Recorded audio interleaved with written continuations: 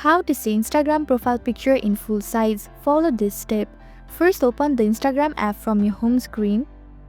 At the bottom of the Instagram home screen, tap on the magnifying glass icon to access the search tab.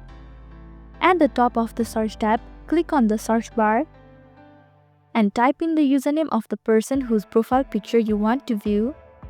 Once the user profile appears, tap on it to open their profile page. Ensure it's the correct profile by checking the username and profile details.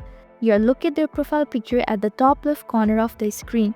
If the user has a story active, a colorful ring will appear around their profile picture. If you tap once, you will be taken to their story instead of viewing their profile picture.